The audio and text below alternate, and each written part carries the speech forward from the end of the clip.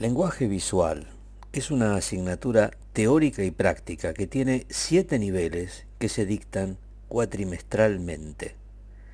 La consideran una de las materias troncales para todas las carreras del departamento porque es donde se incorporan los modos de realización de la imagen, desde las relaciones entre los elementos plásticos en el dibujo y en la pintura, hasta la videoinstalación e incluso las actividades en que el cuerpo es el soporte de la imagen. La Cátedra Flores está concursada y atiende todos los contenidos en la sede de Huergo, en Ciudad de Buenos Aires, y en San Fernando, si bien por este cuatrimestre continuaremos comunicándonos de manera virtual.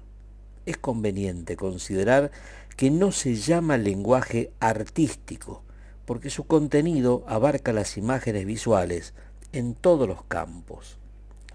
Para iniciar cualquier estudio es imprescindible tener una cuota importante de curiosidad. Del mismo modo, para crear una imagen se debe tener antes la necesidad de hacerlo.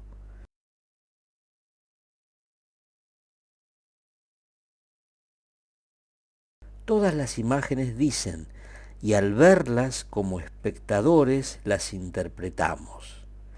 Ellas contienen siempre un discurso abierto que el espectador lector, si comparte el código, lo completa, como lo señaló Umberto Eco en su libro Obra Abierta.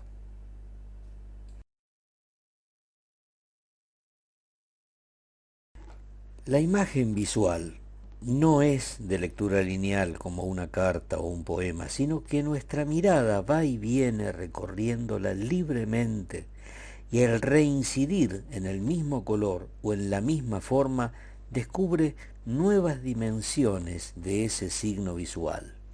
Estos no son como los signos de la escritura, las letras que componen la sílaba y la palabra, ni la puntuación que marca el ritmo, estructurando el escrito, identificando las inflexiones del texto, el modo de entonación y las pausas necesarias que facilitan su comprensión buscando el orden y la buena forma.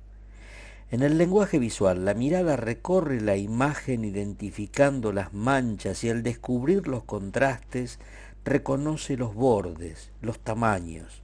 El espectador cree que en el espacio del cuadro existe esa profundidad simulada con un adelante y un atrás. Esta lectura de la imagen no es lineal, sino que salta de una forma a otra, va y viene para mirar lo mismo varias veces, tratando de entenderlo todo. La línea cambia de intensidad, de color, de dirección al ser trazada sobre el papel y dibuja una forma cuando se cierra sobre sí misma. Los grafismos producen grises al entrecruzarse unos con otros.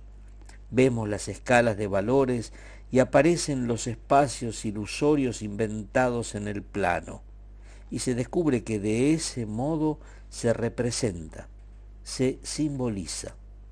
Se ve cómo la línea ayuda a reconocer formas al mirar los límites con los espacios, y entonces reconocemos e identificamos la representación, como señala Jacques Aumont al decir que el espectador es un ser deseante. El espectador reconoce que todo en el cuadro significa, representa. También el punto de vista fija un discurso. A los ordenamientos de los grises le seguirá el estudio de la luz misma, que es como registramos los colores. Veremos cómo la luz es reflejada por los objetos y el esfuerzo que impone intentar organizar los colores considerando sus dimensiones y las particularidades de sus contrastes, estudiados por Johannes Itten y Joseph Albers. Veremos que los bordes del cuadro tienen función discursiva. Cuando en una imagen vemos en su borde un fragmento de algo, inmediatamente nuestro pensamiento lo completa porque sabemos que eso continúa afuera. Esto fue visto por los artistas impresionistas que comenzaron a usar la cámara fotográfica. Después, Los pintores abstractos entendieron que el marco tenía sentido en la pintura figurativa como límite de una realidad representada, una ventana a otro tiempo o espacio, desde este tiempo siempre actual.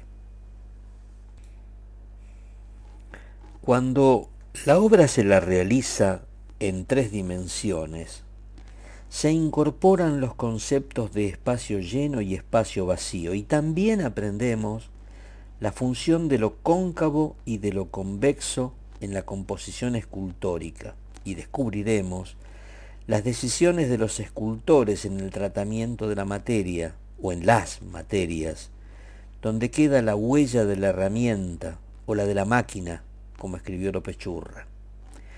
Al entronizar el objeto escultura en nuestro espacio de vida, el caballete, la casa, el museo o la plaza, se extiende el espacio-forma más allá de la obra, dándole en ocasiones identidad al lugar, como señala Rosalind Krauss.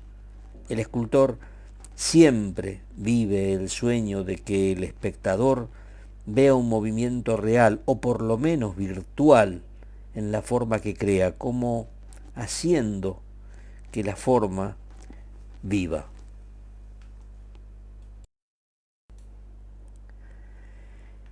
El artista, en su voluntad de comunicar mejor su propio registro de lo vivido, también quiere representar el movimiento y el paso del tiempo en las obras inmóviles, no temporalizadas.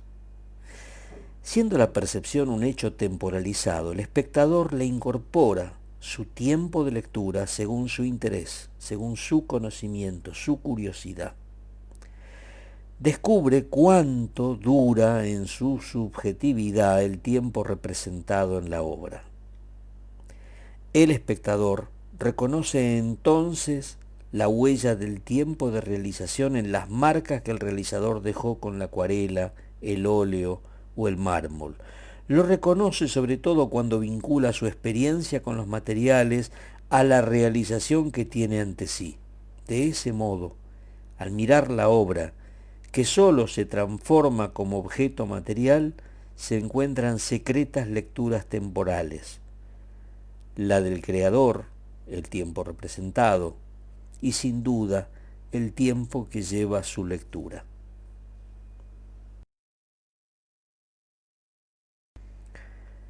En su necesidad de obtener movimiento, las formas y objetos creados llevaron a los artistas a incorporar en el siglo XVIII la mecánica artesanal y consecuentemente en el XX los procedimientos y soportes digitales, sumando el tiempo cierto y concreto a imágenes que se transforman, mueven, cambian y deslumbran, como las marionetas o el cine experimental y el videoarte expandido de la pintura, siguiendo las observaciones de Lev Manovich y Harun Farocki. En lenguaje visual 5 se investiga y realizan producciones con tiempo propio y materialidad luz, que configuran diversos formatos, desde el videoarte a la videoinstalación, con las variantes que influencian las estéticas contemporáneas, posibilitando la interrelación entre los lenguajes visual, sonoro, corporal y escrito, entre otros. Articular la imagen con el tiempo y el sonido implica la incorporación de dispositivos temporalizados, incorporando tecnología, repensar la presentación y la representación de la obra e insertar los discursos en los sistemas audiovisuales contemporáneos. La imagen video, que en un principio se reproducía para el circuito artístico en el objeto caja del televisor, paulatinamente se fue expandiendo a la escultura, a los objetos y al espacio de la instalación. Trabajar con video implica incorporar materia electrónica, tan material como la luz, y enfrentar la visualidad en el espacio tridimensional en que vivimos.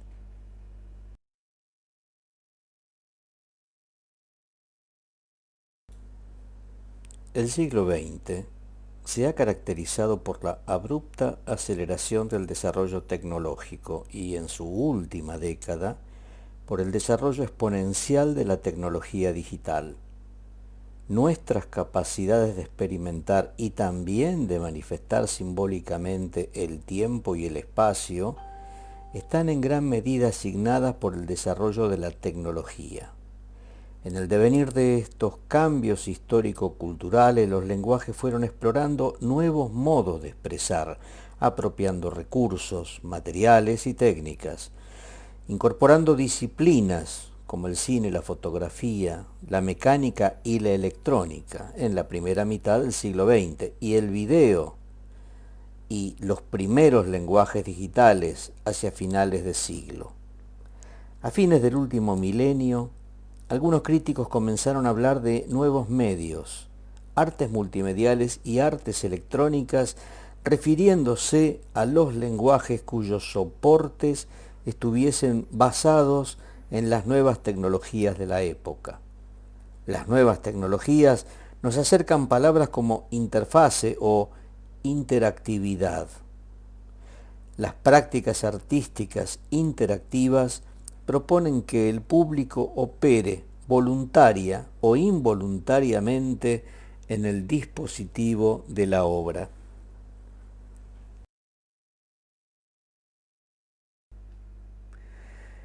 En este nivel exploraremos particularmente las relaciones entre el soporte de la obra y el espectador. En palabras del teórico Omón, el espectador es construido y deconstruido por las imágenes, porque la subjetividad del mismo y sus procesos están en permanente discusión. El arte opera como un dispositivo que se despliega en el tiempo de subjetivación del sujeto. Este no puede definirse de modo sencillo y en su relación con la imagen deben usarse, aparte de la capacidad perceptiva, el saber, los afectos y las creencias ampliamente modeladas por la pertenencia a un momento específico, a una clase social, a un tiempo histórico, a una cultura. Desde el siglo XX en adelante, son variados los modos en que los artistas exploran la relación con el espectador, desarrollando obras que consideran la participación corporal del público, la reconfiguración del espacio de la obra y del espectador o el desdibujamiento entre ellos. Hace 110 años, el collage inauguraba la problemática de las relaciones entre la representación y lo representado, restableciendo la identidad entre ambos niveles. En ese marco de apropiación de la realidad, los artistas, antes que representar el cuerpo, lo pusieron como objeto y soporte de la obra. A fines de la década del 50, surgen el arte del cuerpo, la performance y el arte de acción. Durante la posmodernidad, más que trabajar el cuerpo como soporte e indagar en el subconsciente individual y colectivo, se lo recuperó para abordar una pluralidad de experiencias de época como sitio de convergencia de prácticas artísticas y de discursos críticos específicos. Así surgen los cuerpos antropomórficos, los cuerpos fragmentados, los cuerpos postorgánicos, los cuerpos disidentes, los cuerpos migrantes.